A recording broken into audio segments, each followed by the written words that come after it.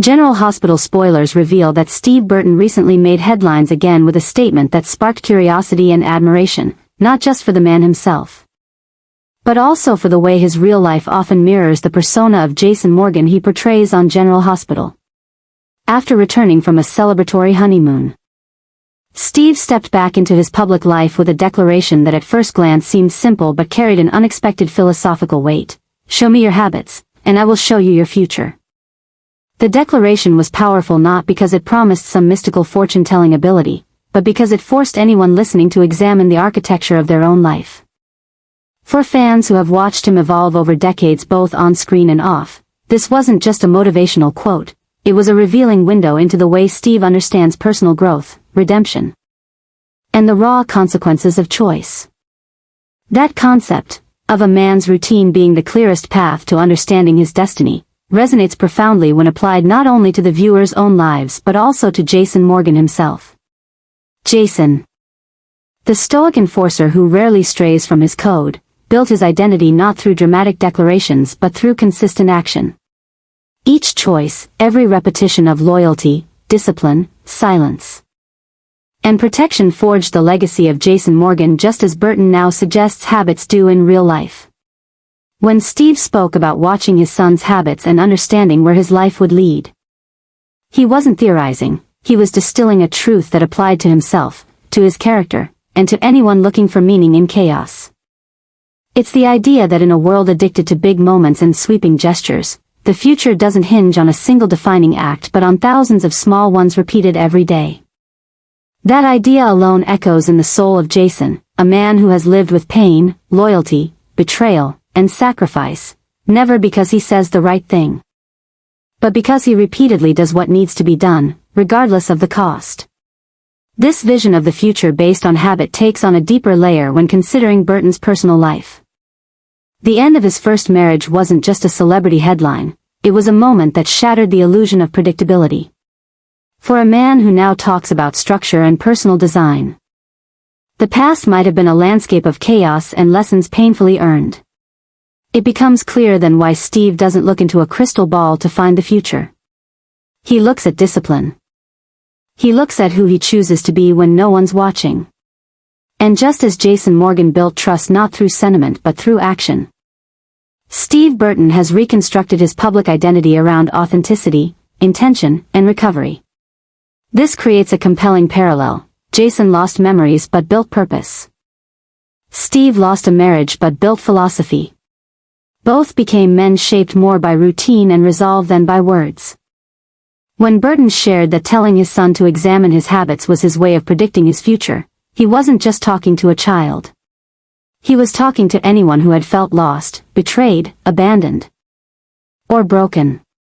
He was talking to Willow, a mother struggling with betrayal and grief. He was talking to Drew, a man obsessed with control. He was talking to Sasha, still teetering on the edge of emotional stability. In fact, it wouldn't be hard to imagine Jason himself, in another life, giving that exact advice to someone in need of clarity. "Show me your habits," Jason might say to Sonny, "and I'll show you whether you're still a man or a ghost of your old self." Burton's Instagram message became more than just another motivational post. It felt like a coded reminder of the internal compass that both he and his character follow. That said, the deeper one dives into the ramifications of Steve's words, the more layered it becomes. Habits are not just routines, they are acts of devotion or destruction. And for a man who once walked through fire as both a husband and a television icon, that understanding is born not from theory but lived experience. It also redefines the idea of Jason Morgan as not just a character who was molded by trauma but as someone who transcended it. Every choice Jason made, from shielding Carly to stepping away from his son for the child's own safety, was a choice born of deliberate identity, an identity repeated in habits of sacrifice. For Steve to now echo that same moral compass in his personal reflections is not just poetic, it's almost mythic. Of course, this revelation lands in a moment when many General Hospital characters themselves are lost in storms of identity and consequence. Michael is no longer the untouchable heir. Willow is spiraling under the weight of loss, Sasha is being cornered by her own past, and Drew is teetering into the kind of moral decay Jason once fought against. In such chaos, Steve's message, that your future is not fate but habit, lands like a gauntlet thrown at the feet of every character in Port Charles.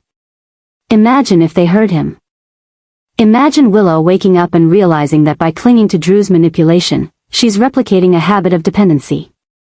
Imagine Sasha recognizing that her repeated forgiveness isn't kindness, but self-erasure. Imagine Michael realizing that revenge has become a reflex, not a choice. This is the silent gospel that Steve Burton has delivered, one that doesn't need a stage or a monologue. Just the quiet conviction of repetition. It's almost eerie how timely his message is. With Jason Morgan freshly returned to Port Charles, the town is again looking for its compass. But perhaps the compass isn't Jason at all. Perhaps it's the idea Jason represents, the philosophy that Steve now speaks out loud. That the only real way to know who someone is, or who they're going to be, is to observe the patterns they can't help but repeat. That's a haunting concept when you consider the darkness surrounding many of GH's main players right now. Tracy, riddled with schemes. Nina, addicted to secrets. Curtis, negotiating with morality. Brooke Lynn, unraveling under generational pressure. In such a universe, the revelation that habit determines future isn't just useful, it's revolutionary. Steve Burton may not be a prophet, but in a world of soap opera chaos, he just might be a monk in leather. And perhaps the final twist is this: by anchoring his real-life message in such grounded wisdom, Steve Burton gives new life to Jason Morgan. He breathes into him not just the cold fire of loyalty but the reflective stillness of growth. He says without saying it, identity isn't fixed by birth or trauma, but by what you choose to repeat. And in that truth, every viewer, every human, finds themselves reflected. Whether in the sterile corridors of General Hospital or the quiet mornings of real life, the choice of habit becomes the forge of destiny. And as Steve Burton walks back into the spotlight, it is clear that he is no longer just playing a man shaped by repetition. He is one. Jason's future was spiraling into a new kind of madness, one born not from physical danger, but from the slow erosion of everything he once trusted, everything he once defined himself by. There had always been a code, a clarity to Jason's life: protect those he loved, act decisively, bury emotion when needed, and stay loyal even when others faltered. But now, as he stood at the edge of a new chapter, one filled with secrets he couldn't decode and alliances he no longer understood, it became clear that the world he returned to was no longer the one he had left behind. Port Charles was shifting beneath his feet, and Jason was no longer the foundation that held it firm. The madness began not with violence, but with Sasha. She had always been someone Jason respected, admired even, from afar. She carried pain like armor, fought through heartbreak like a soldier, and wore her trauma in silence. Yet in the weeks following Drew's unraveling and the chaos surrounding Willow's downfall, it was Sasha who began to orbit closer and closer to Jason's life. It wasn't romantic at first, at least, not obviously so. They crossed paths frequently due to Michael's ongoing custody battles and Nina's renewed interference. Sasha's connection to the Corinthos family remained rooted in Wiley, but something about her recent presence felt less like a coincidence and more like an omen. Jason noticed the way she lingered near the Metro Court elevators after meetings with Michael. The way her eyes studied him not with attraction, but with silent inquiry. As if she knew something she wasn't ready to share. Sasha was a woman wounded, but not broken. And in her gaze, Jason saw a reflection of himself, someone who had lost control of their story. What neither of them anticipated was that Drew's betrayal would be the fuse. Drew, whose mask of noble ambition had finally cracked, had exposed his dark underbelly. Lies about Germany. Manipulation of Willow, the hidden affair with Nina, each secret came like a wrecking ball. And as Jason tried to hold his fractured family together, it was Sasha who whispered the truth he had never expected to hear. She told him what Drew had done to Wiley. She told him about the forged documents, the twisted narratives, the whispers planted to destroy Michael's trust in his own children. And then she told him about Nina. That Drew and Nina had been in bed together for months, not only figuratively in their war for control over Willow's life, but literally. That Drew's calculated approach to the custody case was partially driven by Nina's vendetta against Carly and Sasha, and that Drew had willingly become the weapon Nina couldn't be. Jason didn't react the way Sasha expected. He didn't explode. He didn't shout or deny. Instead, he became very still. It was that quiet that unnerved Sasha the most. Because Jason wasn't just absorbing betrayal. He was cataloging it. And when Jason Morgan begins to calculate, the city should start preparing for war. Yet what shocked Sasha even more was what came after. He began asking her questions, not about Drew, not about Nina, but about her. Her past. Her coping. Her fears. The man who had built walls out of silence now sought out conversation, sought out understanding. And Sasha, desperate for someone to see her as more than collateral damage, began to open up. She told him about her near relapse. About the panic she felt waking up alone in an apartment that had once felt safe. She told him about Daisy, how the child had begun having nightmares. Sensing the tension in the adults around her, and how she feared Daisy would become the next casualty of this war. Jason listened. Really listened. And that scared her more than anything Drew had done. Because Jason's presence was no longer passive. He wasn't just protecting people from violence, he was slipping into the cracks of emotional fallout, letting himself feel the weight of the mess they were in. He asked Sasha to let him help with Daisy. Not because he pitied her, but because he genuinely wanted to be the person Daisy could turn to when the rest of the world imploded. It was the kind of gesture that made Sasha question everything. Because Drew had made promises too, empty ones. Nina had offered smiles, hollow ones. Michael had tried to be strong, but he was too broken. Jason didn't offer promises. He offered his silence, his time, his unshakable attention. And that, to Sasha, was far more dangerous. Because it made her feel safe. And safety, she had learned, always came before heartbreak. The town was whispering again. About the new dynamic between Jason and Sasha. About how often they were seen together. About how Willow had all but vanished from public view, rumored to be seeking treatment far away, her cancer returning in waves of pain and regret. The hospital knew. Liesl was said to be on her way back, summoned in secret to begin a round of experimental treatment that no one else had clearance to administer. But the whispers didn't just surround Willow's health, they followed Jason too. About the way he had visited Sonny's old warehouse twice in the same week. About the phone calls traced to known WSB sympathizers. About the possibility that Jason wasn't just playing the role of protector anymore, but strategist. That he was building something, quietly. Beneath the surface. Sasha knew it too. She saw the signs.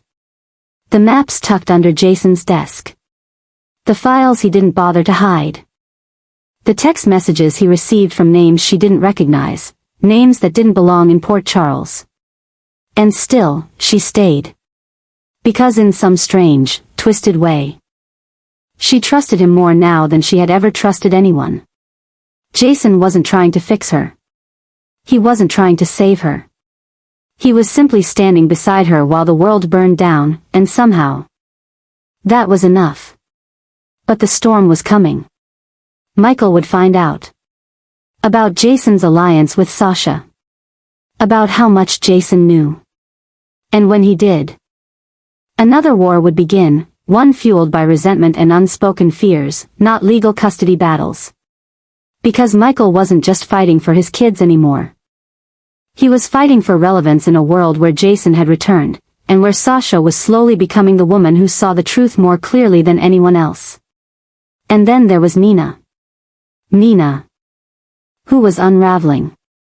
Who had placed her bets on Drew and lost. Who knew Sasha's silence was a ticking bomb.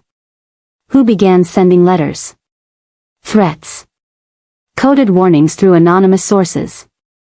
She had once been desperate to be a mother figure to Willow, but now, her desperation had shifted into pure defense. She would do anything to keep her secrets buried. Even if it meant burning Sasha to the ground. The question now wasn't whether Jason and Sasha could survive the coming months, it was whether they could maintain their sanity in a world that demanded blood for loyalty, silence for survival. Because the lines were blurring, and Jason, the once predictable enforcer, was no longer acting on orders. He was acting on instinct. And that instinct was growing darker by the day. Port Charles would soon witness something it hadn't seen in years, not just the rise of a new power structure, but the birth of a dangerous new alliance. One born from trauma, shaped by betrayal, and fueled by a kind of loyalty that didn't fit into the old definitions of right and wrong. Jason had always been the one to take the fall, to carry the blame, to walk into fire alone. But this time, he wouldn't be alone. This time, Sasha would be walking beside him. And what they were about to become, what they were about to ignite, would change everything. Steve Burton's recent revelation about his joy over Kelly Thiebaud's return to General Hospital has reignited a wave of emotional anticipation among longtime fans, and beneath the surface. It may also signal a narrative shift that could bring Jason Morgan and Britt Westbourne back into each other's orbit in a way that feels both haunting and inevitable. For those who followed their connection during Britt's last tenure, this isn't just a nostalgic callback. It's a potent spark that could set fire to everything simmering just beneath Port Charles's deceptively calm surface. When Steve Burton expressed his excitement over Kelly's comeback, it wasn't just professional politeness or a nod to shared screen history. It was, by all appearances, something deeper. His words carried the weight of emotional subtext. After all, Britt and Jason had begun something raw and real before fate, and plot devices, tore them apart. And now, with Jason haunted by guilt, ghosts, and a city that feels unfamiliar even to him, Britt's return doesn't just offer closure, it threatens to unravel the fragile foundation he's built since coming back. Jason has never been a man easily unmoored. But the news of Britt's reappearance casts a long shadow over the alliances he's forged, particularly the tenuous emotional bond with Sasha. The growing tension with Michael, and the unspoken wounds he carries regarding Carly, Drew, and Willow. While the rest of Port Charles battles for custody, secrets, and revenge, Jason finds himself facing something far more personal. The past he thought was buried returning in the form of a woman who saw him, not as Sonny's enforcer or a Corinthos puppet, but as a man capable of choosing his own peace, his own path, and perhaps his own happiness. Their connection was never traditional, and that's what made it so magnetic. Britt was the unpredictable variable in Jason's world of order and loyalty. She challenged him. She teased him. And in moments of clarity, she cracked through his shell in ways that few ever dared. Jason allowed Britt into his world, and for a moment, it looked like he might even allow her into his future. But that door was slammed shut, by loss, by chaos, by the constant pull of obligation. Her disappearance left an absence in Jason's life he refused to name. Until now. The implications of her return are staggering. Not just emotionally, but narratively. Because Jason isn't the same man Britt left behind. He's colder, quieter, more fragmented than ever before. He's tangled in power games he didn't ask to play. Slowly unspooling from the weight of secrets that threatened to suffocate him. Britt, meanwhile, has presumably returned with her own scars, her own evolution. And if their chemistry remains intact, it could set the stage for a powerful, possibly dangerous, reawakening. Already, Port Charles is in turmoil.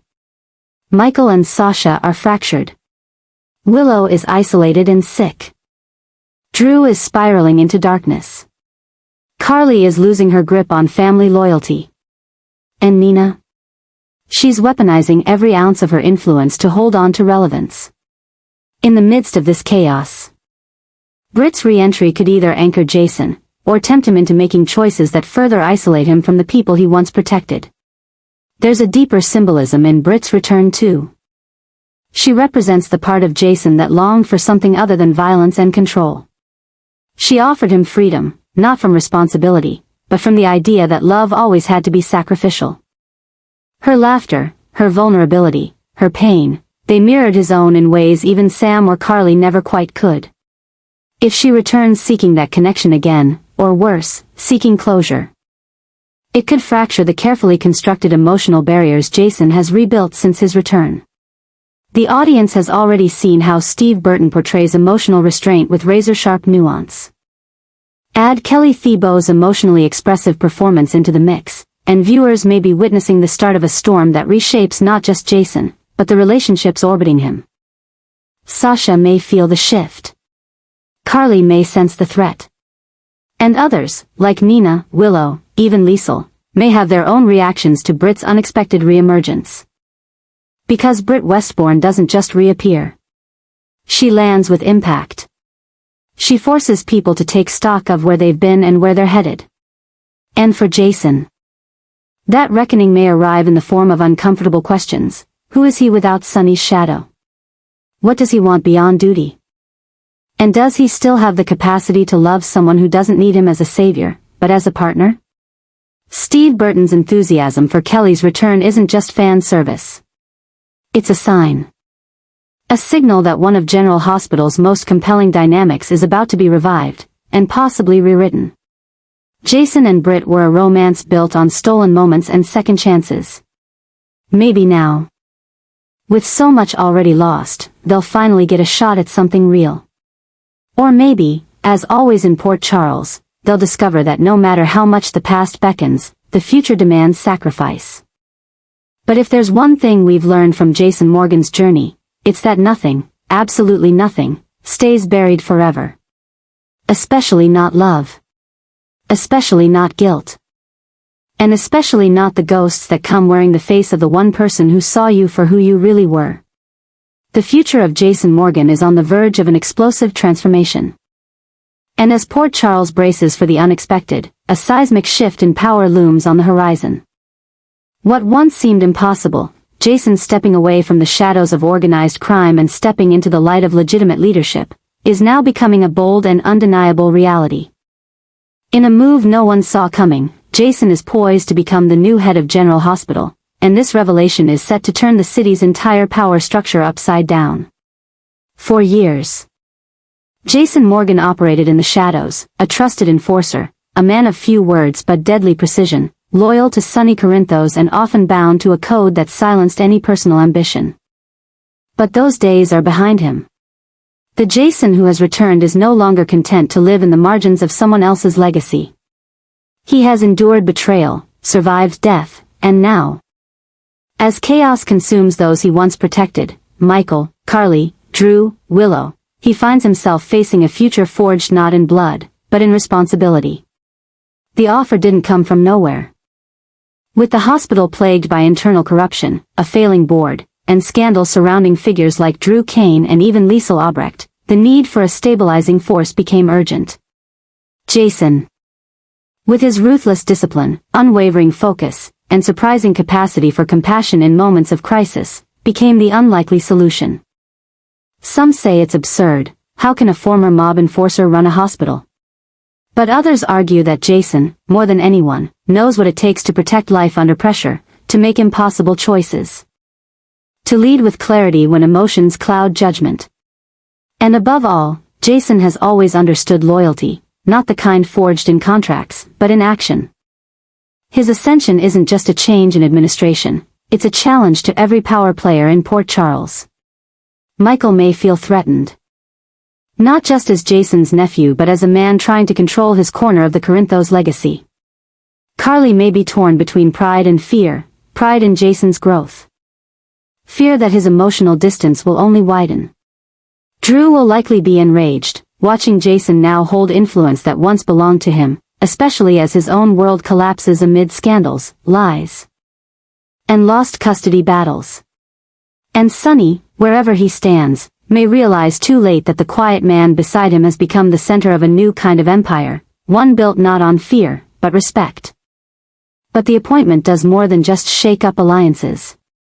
It opens the door to a new era at GH, one where Jason brings in new protocols, ends political favoritism, and cleanses the rot that's long festered in its administration. Jason's leadership style is calculated, methodical, yet deeply grounded in moral instinct. He's the type who won't flinch when lives are on the line, the type who will walk into an operating room if it means saving someone he cares about.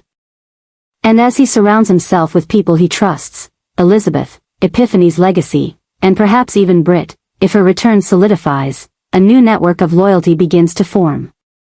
Of course, this transition won't be without enemies. Hospital board members who once manipulated the system for personal gain may find themselves exposed.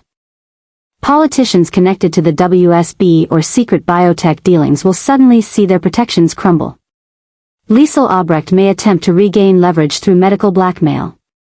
Even Sasha, with her delicate recovery, may question where she stands in Jason's new world, especially as Jason's growing concern for Brit starts to surface again. What makes this transformation even more powerful is what it symbolizes. Jason is no longer running from who he is. He is no longer just a soldier. He is a strategist, a protector. A man capable of shaping the future, not only for his own redemption but for an institution that has given so much and suffered even more. General Hospital has always been a battlefield in disguise. And now, it has a general who knows how to win wars without shedding blood. Jason's future as the head of GH isn't just about leadership, it's about legacy. It's about stepping into a role that redefines his entire identity. For so long, Jason was the man who chose silence over confrontation, action over introspection. But this new chapter forces him to confront emotions, navigate public scrutiny, and decide whether the man he wants to be can truly leave the man he was behind. Can Jason be both the guardian of Port Charles's heart and still protect it from the darkness he once called home?